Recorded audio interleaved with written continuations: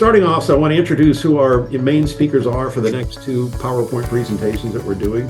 So Shara Orem, she's the Senior Director of Community Engagement for Datassential. Many of you know her from the CIA days, which I certainly do, for many, many, many years. So she's going to be doing her PowerPoint. It's going to start out with labor, get into pasta, and because obviously we've got Pasta Mia's, our new sponsor, with us today, and then also comfort foods and some other things that we'll be looking at. And then we have Jessica Mazza, as the COO for Pasta Mia, and Adam Baird, who many of you probably remember from Mimi's Cafe and Habit Burger as a member before, and we'll get into a question for him later on about his transition now to work on this side of the business, which is really cool. So he's going to be there to really kind of help our members. They're new sponsors of GCIA, to help our members in how they look at the pasta world. A big part of what they do is filled pastas, gnocchis. They'll get into much more of that, but how he can help you in your new menuing. So Shara, let's start with you and get going on your presentation. Yeah, no, I'm so excited to have worked with Kevin over the last few months on solidifying our strategic partnership between Datassential and the ICCA and GCIA.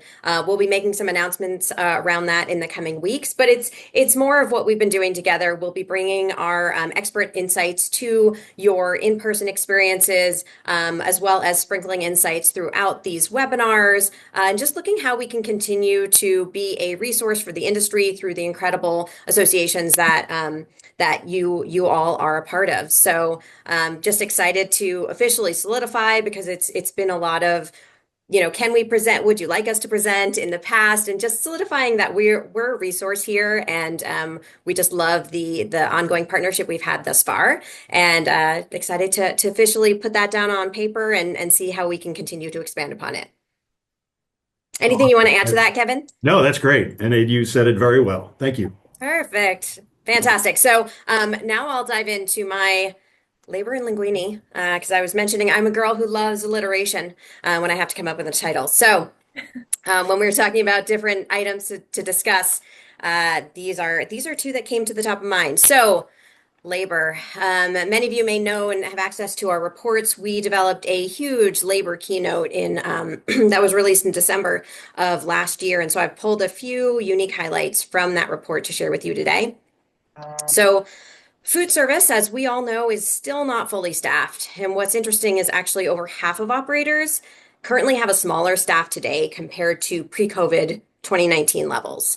And actually 13% say they have significantly fewer team members compared to 2019. So we are seeing that employment levels within the industry go down, unfortunately. What's driving so much of these smaller staffing levels is that 2/3 of operators have difficulty in finding and retaining good employees. We're seeing that 88% of operators were short-staffed within the last year, at least once within the last year. So obviously that is a huge number of operators. I personally want to talk to the 12 that said they were never short-staffed in the last year to see what their secrets may be. But those numbers are significant. We also asked operators what positions were fully staffed. So do you have any specific positions in your operations that were fully staffed? And what we found is that 56% of operators said that their executive chef has been fully staffed over the last year. Phew, huge relief. They're finding that 49% of operators said their dishwasher was fully staffed, but only 31% said their prep cook was fully staffed. And across all of the different, we asked probably a dozen different roles at least.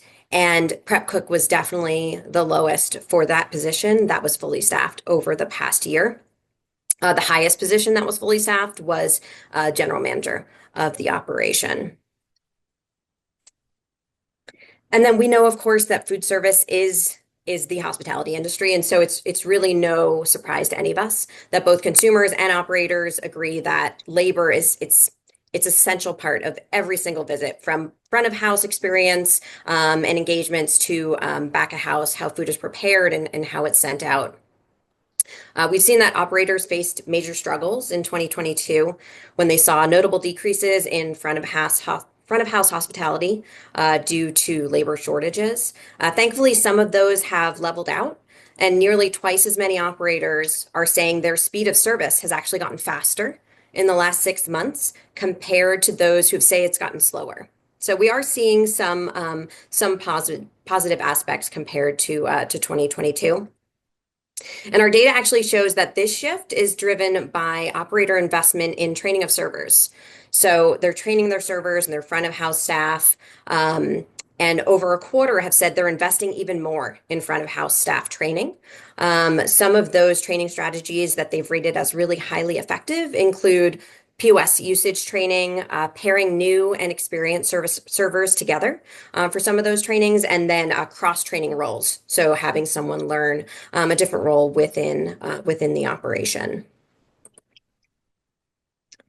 When we asked about what their top operational challenges are, it's not a huge surprise that rising food costs is top of the list. We also saw that hiring and retaining hourly staff is more challenging than hiring and retaining managers. Across all segments of the industry, food cost challenges were universally felt. But the labor challenges vary a little bit by segment. So when we segment the data by limited service restaurants, they were saying that rising labor costs and retainment were some of their top challenges. Where when we looked on sites, they were most likely to note that recruitment of hourly staff was one of their top challenges. And then when we look at this rising labor cost, as you know, we've done many of these studies over the years, and then we're looking at how these things are shifting and changing. And the rising labor costs actually have increased by 18% since 2022. Again, probably not a shock to those on the call today, but something that we're tracking and certainly is a huge rising challenge for a large majority of the industry. So when we asked operators, what are some of the things they're looking for in partnerships and with the products they're bringing in the back of the house and looking for from manufacturers? So some of those aspects that they're looking for are low labor or labor saving items as well as versatile items. Those are top of the list. However, they've come down since 2022 in those attribute wants. Some of the things that have actually increased in the last 2 years include quick cooking. So looking to save time in the kitchen, expedite, get those things out the door to the guests a lot quicker. And then customizable. So being able to customize something, make it your own, make it a little signature, work on an LTO that's more unique. Those two in particular have gone up in the last 2 years. And then we also asked about product format. So as you're looking at a lower labor pool, what kind of ingredients are you looking at that are more appealing or perhaps less appealing in today's climate? So shelf-stable products have become more notably more appealing in the last year. Fully scratch and frozen products as well are nearly 3 times more likely to be seen as more appealing than less appealing in the last year. And the only thing that's actually gone down and is less appealing is fountain beverages and self-serve beverages in the last year. So let's transition to talk a little bit about pasta. I pulled a number of stats that I'm excited to take you through. But before I do that, I'd love to take a quick audience poll. Do we think that pasta dishes on Italian restaurant menus account for over or under 25% of the total menu? I'll give it a second to see if anyone wants to give me a response in chat. Over. Do it in chat because we have not, we've not had a chance to really, we didn't do this as a poll. So anybody, we're unofficial. We'll monitor it. Yeah. We're unofficial here. I heard Terrence say over. If I pull up the chat, I see 2 more over. Thanks you all for playing. For those of you, I do see 1 under. So let's go ahead and reveal. We are just slightly over. So pasta has the largest share of items across an Italian restaurant menu. And the share of pasta on those menus is 25.8%. So it's a little bit of a trick question because we're right on the cusp there. But you can see the rest of the types of menu items that are typically on an Italian restaurant. Now, one more quick informal poll for you. On Italian restaurant menus, what item do you think is growing the fastest? So the number of menu items in this category that are being added to Italian restaurant menus. And our options are pasta, salads, wings, or pizza. So go ahead and indulge me in the chat with what do you think out of those categories is growing fastest over the last 4 years on specifically Italian restaurant menus? I see pizza from a number of folks. Thank you all for playing, by the way. We'll give it just another second. Any other guesses coming in here? A lot of pizza flying in the chat, which we are, of course, a huge fan of, and pasta. Great. All right, I will show the big reveal. It is actually wings. Wings is the item that is growing the fastest with 4-year growth on Italian restaurant menus. That's not to say they have the largest incident. It's just saying their growth. There's been 320% 4-year growth of wings on Italian restaurant That's menus. So shocking to me, to be honest with you. just When I saw this, I fun was to like, see. really? I know you got a little preview. But this is, yeah, again, looking at what the number of incidents of those items that's growing. So wings incredibly popular, and more Italian restaurants are looking to add them to their portfolio. So as we look at Italian restaurant staples, a number of those classic staples are listed here on the screen, from linguine and clams to ravioli and shrimp Alfredo. These are the items that are the staples on the menu. We're showing the 2024 menu penetration, as well as on the right, that 4-year penetration change. So these classic staples are still growing across Italian restaurant menus, linguine and clams coming in at the very top. Now, if we think about what are some items that are a little more unique that may be growing on Italian menus, these are ones that flavors are a little more off the beaten path, but are growing on Italian menus today. So hot honey, of course, is everywhere. And it is represented on Italian menus as well, with 935% menu growth. That honey barbecue, infiltration of other cuisines, so the Mexican cheese, as well as, you bring in wasabi from Japanese cuisine. So there's a lot of this mashup happening on these menus as well. So we'll dive into a few key trends within pasta. We'll talk about fried, comforting, and indulgent, as well as creamy sauces, and then premium mixed with pasta. So on the fried, comforting, and indulgent, we see Parmesan is increasing. It has 10% penetration on pasta menus, but increasing by 109% in the last year. So still significant opportunity and growth for this comforting item. Of course, fried chicken is everywhere. The fried chicken sandwiches, fried chicken tenders, and why not pair your fried chicken with pasta as well? So fried chicken mixed with pasta has grown 95% over the last year, and I don't see that stopping as well. And then fried shrimp, as well as pulled pork, some of those really comforting flavors that we know consumers love and indulge in, those are growing with pasta as well. As one example, in the chain restaurant space, we have Applebee's that released their penne mac with chicken tenders. So a really creamy penne topped with crispy, crunchy chicken tenders. Oh, and there might be some Applewood smoked bacon in there as well, just for good measure. So I'm sure this is a new signature menu item that's doing well for them. And then if we look at creamy sauces, ranch is not just a dip for your veggies anymore. Bring that ranch flavor over into your pasta dish. We've got 83% growth over the last year in ranch included with pasta dishes, 73% with a classic lemon butter. And then vodka sauce growing with 30%, and lobster cream is actually mixing both that creamy sauce as well as the indulgent category together. As one quick example, creamy comfort pasta with twists, with breaded chicken and pink vodka sauce from Cafe Baci in Westbury, New York. And then premium and pasta, we see burrata growing with pasta menus with 64% growth, black truffle with 45% growth over the last year, as well as marsala and amatriciana growing with 39%. So a lot of those premium ingredients bringing up and infiltrating with pasta.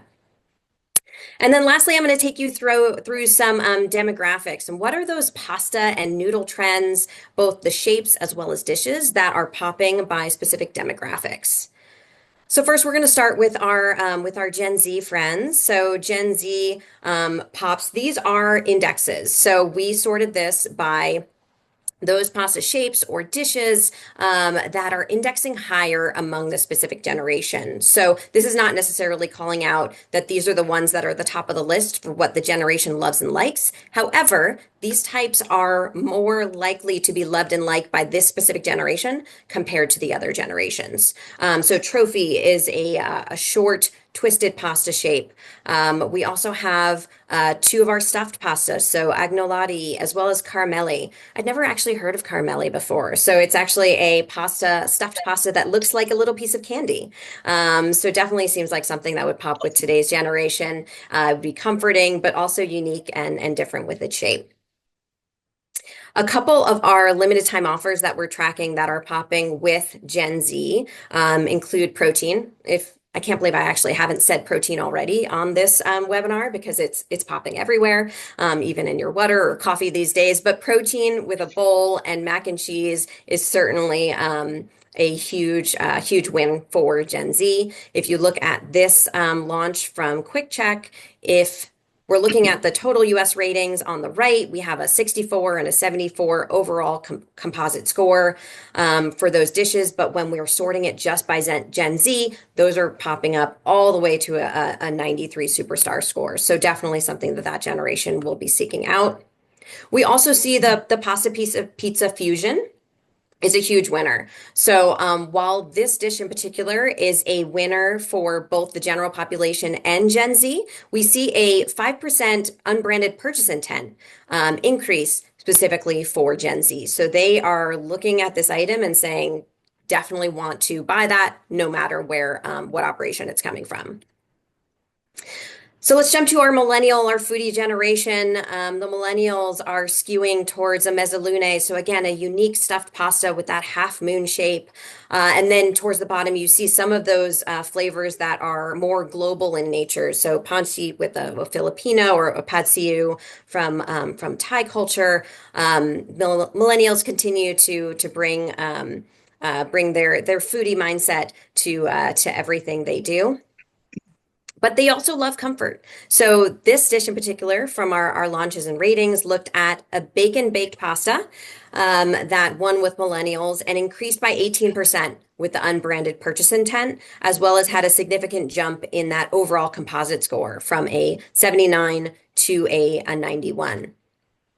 They also loved the upscale mac and cheese. So combining those creamy, comforting sauces along with the upscale ingredient of lobster, this lobster mac and cheese from Twin Peaks had a 15% unbranded purchase intent lift specifically for millennials.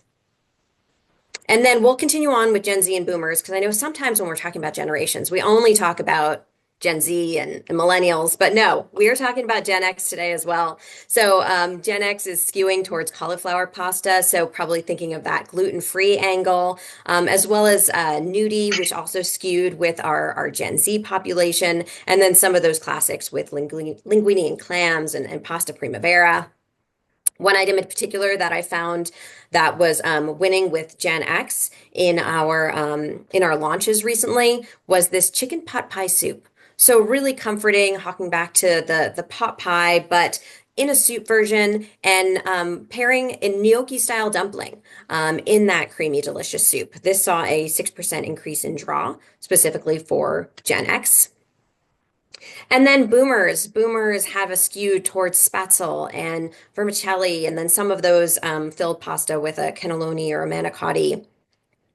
And then one dish in particular that skewed really well with boomers is this creamy tortellini. And the creamy tortellini bake from Fazioli's had a 10 point lift in that overall composite score compared to the general population, specifically for our boomer friends. And then lastly, a fried ravioli dish that we saw launched as well had a significant lift, grown from a 58 score to an 85 composite score, specifically for the boomer generation when looking at this delicious fried ravioli dish.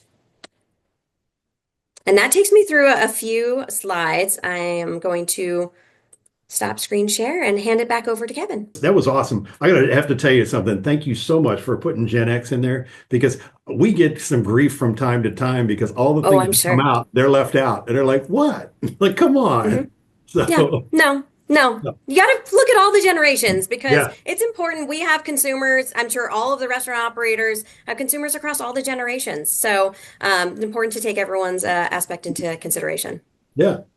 That was great. Well, thanks so much. And then we'll go straight into this. So this will be the next presentation is going to be from Jessica and Adam, from Pasta Mia. I just kind of want to discuss Postamia and what we represent, what we can provide. Postamia was actually started about in 1984, so we're going on 41 years right now.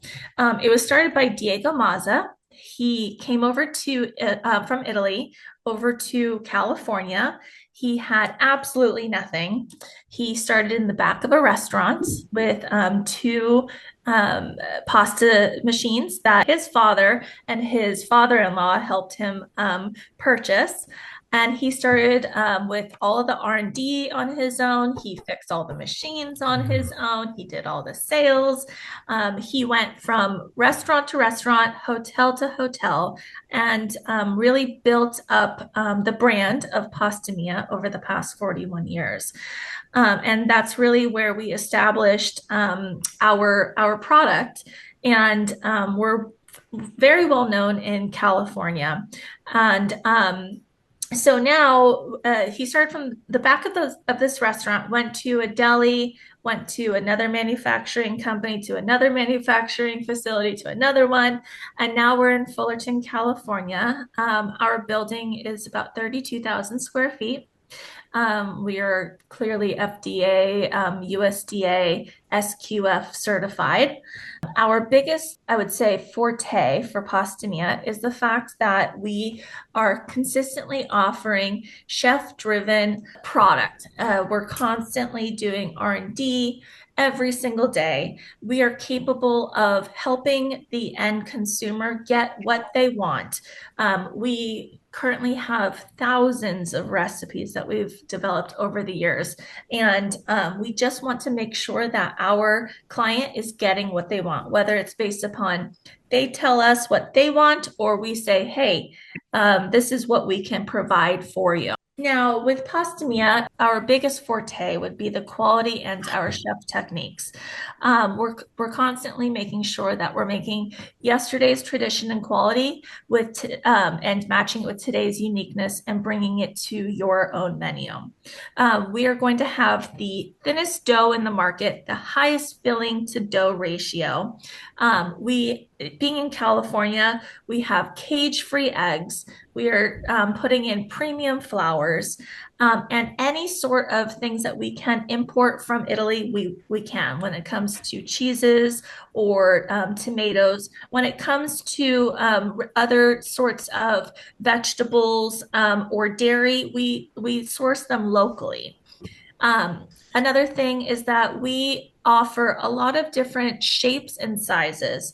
We have borsatini, we have ravioli, we have agnolotti, we have heart shapes, we have gnocchi. Another thing is that we offer a lot of different types of color combinations. We do stripes, we do egg, we do spinach, we do tomato, we have squid ink. We are going to offer any sort of color under the rainbow. When it comes to our fillings, a big thing with pastamia is we want to make sure that we have roughly chopped ingredients. We have hundreds and hundreds of filling options, like I said. So Diego, he never sleeps. He's constantly thinking about what his next meal is, and that's where a lot of our product came from. He woke up one day and it was 3 o'clock in the morning. And he said, I need to make sure that I'm going to have a short rib, a braised short rib ravioli. And this was, call it 20, 25 years ago. And he had everybody go into the facility and make sure that they made this great product for him for lunch. And that ended up being one of our top selling items. Another thing is that we make sure that we have soft fillings as well as the chunky fillings. So you want to have your chunky vegetables, your chunky mushrooms, your chunky lobster, your chunky or your like your short ribs. You want to make sure it has a texture to it. But then when it comes to the rest of the filling, you want to make sure that you have a very creamy ricotta and a lot of rich flavors within the soft fillings. Another thing that makes pasta mia great is that we have handmade looking products. So that's been something that we really wanted to make sure that we could replicate a handmade product on a large manufacturing basis. So some of our products we have like our traditional line. You have orecchiette. Orecchiette means little ear. It came from the women back in the day in Italy that would make the pasta by hand, and they would make it with their thumbs. And so you can actually see in our product a thumbprint of the orecchiette in there. Um, so we have a lot of different things. We also have strozzapreti, where it's actually twisted and it looks like something that's not going to be on a manufacturing basis. And then when it comes to our fillings, like I said, we do the slow braised meats and make sure we do a wine reduction. With our fillings, we also will take a full-on eggplant and cut it down ourselves because we really feel that it the food is going to be good if you have good ingredients and if you can take them and make them as home cooked as you can. So another thing that we like to present is our product, like Shara was saying, is you want to constantly have labor savings because you guys have a lot of things on your plate. You want to make sure that your labor is down and that you have consistency to your product. So our products, we make sure that we are individually flash frozen. We also have all of our products are considered par cooked, and you're going to cook the product within 3 to 4 minutes. So that's going to be an advantage over dry pasta. So it's going to be, a quick turnaround. Like Shara was talking about how if you're short staffed and your prep cook is about a 30%, a 31% fill rate on your consistency of labor, you want to make sure that you have a almost easy dummy proof type of products that can say, hey, look, I have this new person in and I'm able to say, hey, go follow these instructions and cook the product for 3 to 4 minutes and still have that consistency on the back end. So here you're able to make your own lasagna, and we have the sheets of pasta wrapped around a cheese mixture that you want. So sometimes we'll do a ricotta with some mozzarella in it, but this is something that we can also customize for you because we want to make sure that we are creating something that you want for your menu. We're not going to have the minimums that other pasta companies do have. So we're capable of competing with the call it Severolis and the Bernardis and the Carla's pasta, Rana's, and all that. However, we don't require as large minimums. So we're able to pre-make sauces for you on your specs. We can customize products without, having to go into these huge minimums that you may have to do. We can help with your LTO items or just, putting in that extra high-end product that you're looking to do that you are not able to find with other pasta manufacturing companies. A lot of customization on a larger manufacturing basis and making sure that it works for you on your minimums and not having to commit to too much. We have long and shortcut pastas. So here we have the fettuccine, linguine, angel hair, tagliolini, pappardelle, and then we also have our shortcuts. Cresta di gallo, mostacciole, fusilli. I think fusilli was one of the items that I believe the boomers are still interested in. Rigatoni, shells. We can do any of those. Okay, so we also have gluten-free and plant-based items. So on the West Coast, huge trend going on right now. A lot of our products are inspired by the Los Angeles, San Francisco menu items where you're going to be able to see where a lot of trends kind of start out. And it's been a while for us on our end, but I don't know if I've really seen it too much on the East Coast. So these are a variety of items that we offer that are gluten-free, vegan, and plant-based, and or plant-based on all this. We have the shortcuts, like I said, the strozzopreti, the orecchiette. Those are all going to be plant-based items that you can offer. Items like these are sold at Trader Joe's. So you have a lot of people that see them there and then they get very familiar with those items and want to see them at the restaurant. That's where also the cauliflower gnocchi comes in. I believe Shara was talking about how that is very popular with the millennials. They love the cauliflower gnocchi. We also have the gluten-free, vegan, and plant-based sauces. Really great. We can customize them to where they are in smaller pre-portioned bags so that you don't have to worry about cross-contamination. A lot of our items, the kale and mozzarella, it's a gluten-free product, one of our biggest sellers. We have a chicken ravioli that is a gluten-free as well. A lot of gluten-free does not come in a chicken. It's more of a plant filling or a cheese filling. Another thing is that gnocchi is a huge ask within the industry. And on top of gnocchi, we have different varieties of them. So you don't have just your regular gnocco. We will have a filled gnocchi. So we fill it with cheese in it. And with this, what you can do is a friable gnocchi, and it's great for an appetizer. You could do that with a tomato sauce, and there's just a gooey cheese that comes out of it. We also have a pizza filling. It doesn't necessarily have to be for an Italian restaurant. It could just be an appetizer at an American restaurant.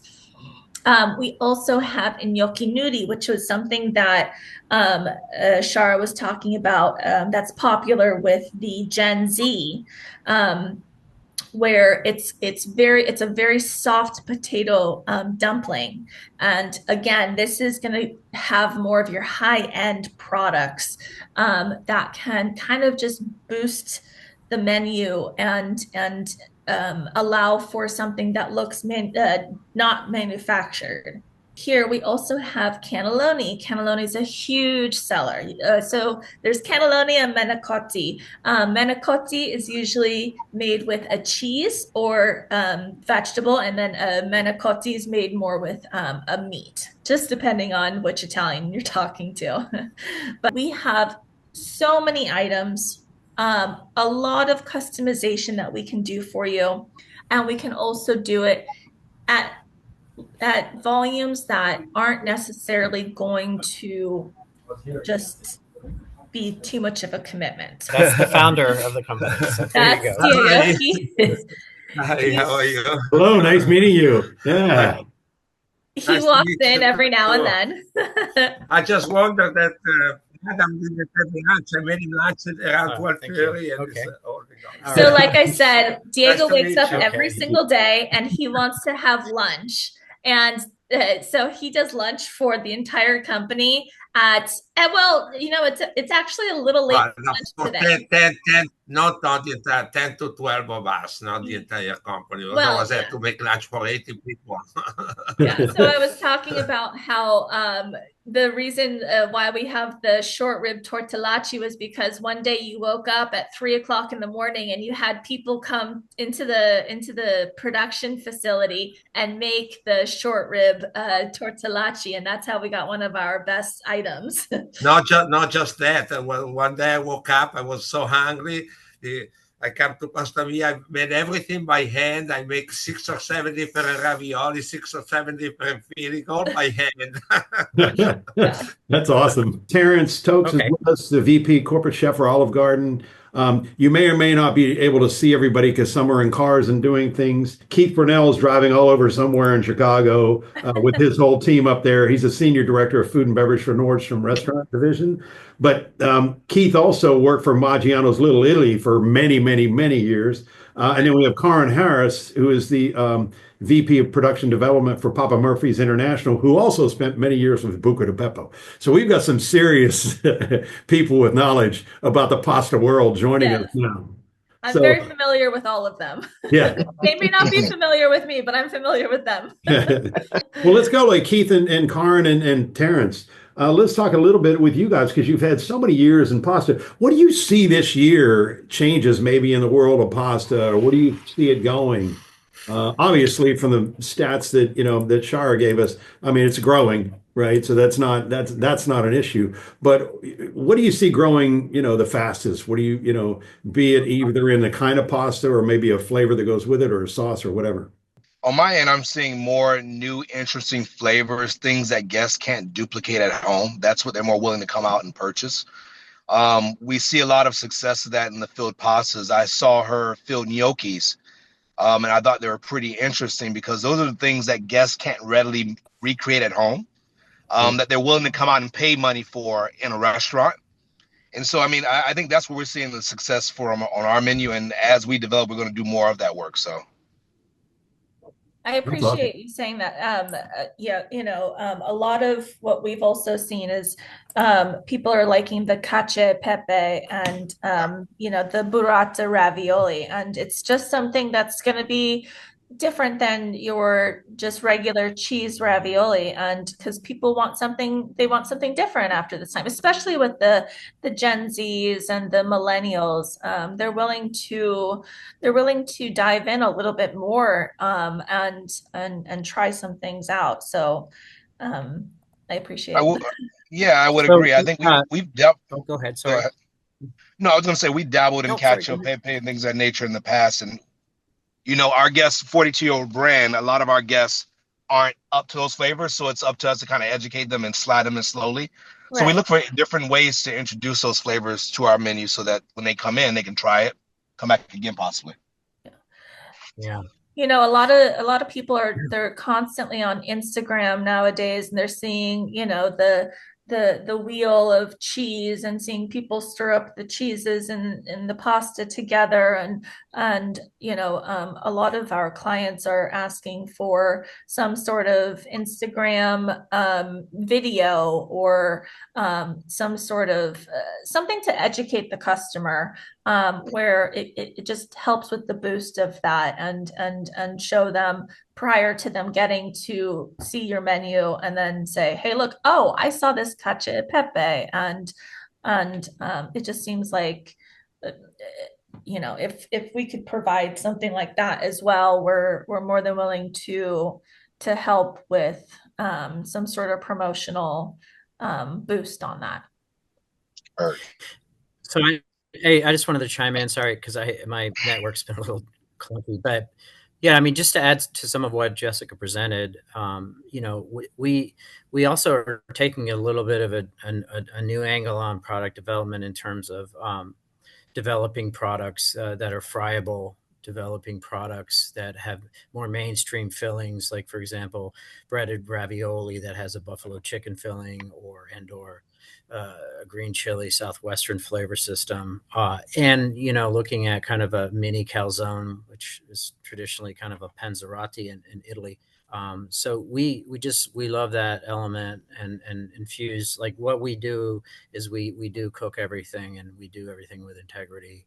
And so some of the many things that she pointed out, we're open minded and can work with volumes and can work with distribution. And so we're just wanted to introduce ourselves and say, here we are, we're ready to roll, and we've got a lot of innovation and a lot of fun things to help support brands that have been on both sides of being part of many restaurant and/or groups and individual restaurants from different sides of the culinary world, to manufacturing and formulating. So we just have it's really a fascinating wealth. And obviously Diego joined us, so there's a little bit of passion behind. Yeah, that was cool. Yeah. That was really. I mean, that was a bit of a surprise. I think he was looking for me because I hadn't eaten lunch. That's funny. So thanks. That's funny. Karin and Keith, you have anything to add in here? No, I think back to my Buca days that I'm right up with Terrence, right? If you can provide something that people perceive as hard to do, or I'm not going to make ravioli or whatever, I think they're willing to do it. That was some of our most successful stuff at Buca. We served spaghetti and meatballs, but that was popular because it was like a freaking half-pound meatball. So it was unique, and people aren't making those at home either. But the unique capabilities that I saw that you guys had really, I think, can differentiate things for operators for sure. Yeah, and kind of just to add in on that, having, say, a pizza filling inside of an gnocchi, or having a pizza filling inside of a friable handheld ravioli, the pizza is going to be very easily accepted by your audience, but it's a different version. It also creates a new experience for the customer. Having an appetizer that maybe you don't necessarily have, and also keep in mind they're larger sizes, so you're going to get more for your plate on that. There were more value for your plate on it because it's going to be larger and you need fewer pieces, and all you have to do is add just a tomato sauce to it. And still have that value to the customer and experience at the same time. Yeah, Keith, you were going to add something, I thought, there too. Yeah, and what we're seeing, right, and you look at how pasta from the world that a lot of us grew up in was the Italian American, larger portions, family style sharing, and good value, right? A lot of the restaurant scene has moved to this premiumization, smaller portions, higher quality. So, the way that I'm seeing it is that, through price point, how can you drive average check through some of these more craveable ingredients or flavor profiles, whether it's a truffle or a lobster or a crab. I think you're seeing that if you could stuff that or add that into a sauce to create a pasta, that it's easier to gain that average check, because all you have to do is remove that product to get value with just a simple cream sauce, tomato sauce, vodka sauce. So I see it both ways, right? How do you go the premium way? But then I also think there's this if the filling and stuff pastas is right, and you got whether it's a beautiful burrata or a great Parmigiano and ricotta, that with a simple tortelloni, that you could do 1,000 things with it. It's a kid's meal. You can put it in soup if you run a chicken and tortellini soup. You could dress it up with a tomato vodka sauce. So I do believe that stuffed pastas are the way to go, because people, as Terrence and Karan said, that people don't make that at home. And in restaurants, ever since we've added mushroom ravioli to our portfolio, it's one of our top sellers, because people aren't going to go make mushroom ravioli at home. So that's what I'm seeing. And then I think there's this way of the future of how can cannellonis or manicotti become more than just cheese or cheese and spinach, right? I know we had a lot of luck back in the day when we won many masters with the braised beef cannelloni that had carrots and onions and celery and marsala wine and Parmesan cheese and all these beautiful things. And that was made for us. That really helped us.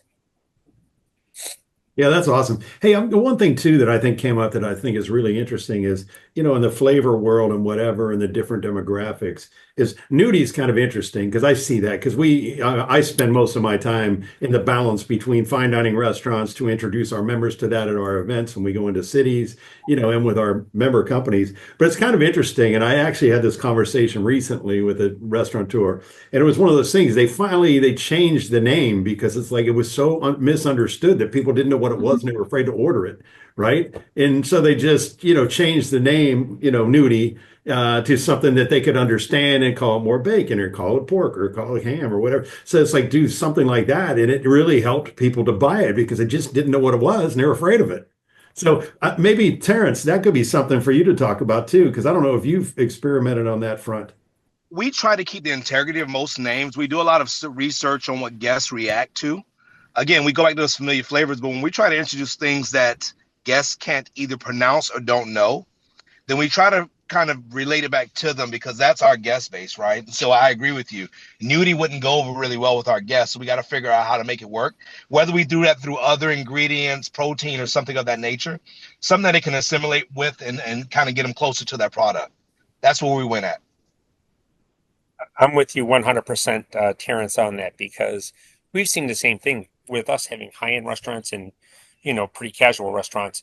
We sell nudie in our top restaurant with brown butter, sage, and just some beautifully oven-dried tomatoes, right? We couldn't sell that in a restaurant that's 3 floors below it because the customers would be like, "What are you trying to sell me?" So I do agree, looking at names, whether it's a, ricotta, and Parmesan large dumpling. Um, so I do agree with you, Kevin. There's this other frontier of where can you push. And I'm going to go back to my comment on like a cheese tortellini or a very simple gnocchi or something. Um, what I've seen gain a lot of acceptance is being able to add different world flavor profiles. A beautiful curry sauce with just some pulled chicken on top and maybe a little cilantro and cheese. So, people have always looked at pasta as being this Italian or Italian American forefront into the world of flavor. And, I continue to look at it in other ways. And I'll give you an example. I made a lamb chili last weekend and I did, some beautiful pasta with turmeric and olive oil. And then and that was my chili mac. It had the pasta with the turmeric and olive oil in there. But then I was able to turn that into a pasta salad too by just adding orange, some cheese, and spinach. So, when you think about your innovation and what you're developing is what are those standard profiles that could represent a lot of different sauce profiles? Yeah, that's awesome. One of the things that, Sharon and I talked about in the beginning, you got onto something there. Originally, I talked to her. It's like, well, can we talk about global and just noodles? Because it's in every kind of, cuisine around the globe. And we're like, we have an hour. So maybe we could talk about a lot of things. Yes. Global noodles definitely, is huge opportunity. And as you said, Keith, utilizing noodles and pasta as a vehicle to bring them along to introduce other flavors that are going to taste delicious and the consumer is going to love. And you have that pasta to take them along the way that they love is a great opportunity for sure. Real quick, one thing, I've looked at it too the same way. I mean, one thing, having worked, like I said, on both sides of the fence, you could call something a dumpling, a potato dumpling. Nudie is definitely it's a gnocchi. That's the opposite of a gnocchi. It's a naked gnocchi. But so various ways of looking at how to do the verbiage, because I even remember doing a caprese item or something like that, and a quinoa, and then the front of the house, the group down to the front line has a hard time pronouncing it, niçoise, whatever. So yeah, we can spin that in a lot of ways, but it's just the versatility of things and the way you use them. So yeah. And I have one other comment, Kevin, because we had a popular product that we used for a long time and it was discontinued, so we had to change what we do. I won't name the supplier of what we were doing, but we had a beautiful fresh or frozen Katara pasta. And we just didn't use that Katara pasta as our spaghetti. we used it in our Asian concepts and Asian noodle concepts. Yeah. So it was great about having a fresh egg noodle pasta that we were able to use it throughout multiple preparations, including a cold spicy steak and noodles pasta salad, which is easier to do with a fresh noodle than a dry noodle. We use it in a spaghetti with meatballs and pomodoro for the menu, but then on the other side, we were able to use that pasta and cook it with beef and broccoli for an Asian concept. So one noodle gave us 3 different flavor profiles and 3 different preparations that helped make us successful. And the kids loved it too, because, you know, a fresh noodle is just a lot easier to eat for the kids. So just, you know, we had a lot of success with that guitarra style noodle. Yeah. Right. So Keith, that's a great point. And to my point, I mean, that's spot on. It's, you know, we could do something like a mini mac and cheese ravioli for a kid, but at the same time, the way that the texture and the durability of the pasta works, so for chicharro or whatever it may be, you know, you can use it in multiple. I've talked to a number of major brands about using it in their Asian line, you know, sort of that realm of the menu versus, you know, just a regular traditional, because it does have that durability where it's fresh, it's got the texture and things. So it is very versatile. Yeah, that's a great point. Thanks. Awesome. Well, unfortunately, the hour is up for us, but thank you everyone for, you know, your input here, and appreciate everybody that was, you know, part of the presentation, but also thanks to all of our, you know, members and sponsors that have been in listening as well. Again, we'll have this video up sometime early next week. And we also have everything's on our website. You all have gotten a newsletter this week about all of our events for the year to sign up for. So please look at that. And if you have any information you need from us for that, just please send an email to myself or Jessica, and we'll get that right off to you. But again, thanks everyone. We'll close with our closing video.